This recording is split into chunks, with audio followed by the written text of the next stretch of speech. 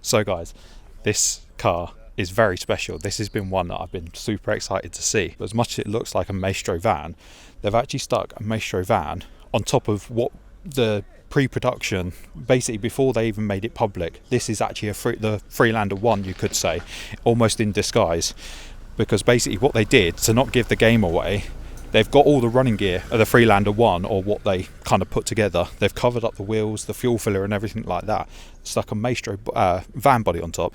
And not only that, it's got a roll cage in the back. This is basically Freelander 1 in disguise. This is what the sort of thing I think they still do to this day. They basically put other models of shell on top of a chassis, so you can't actually tell what it is, so it doesn't give the game away of what the manufacturer's designing. But yeah, welcome to what is the Freelander 1.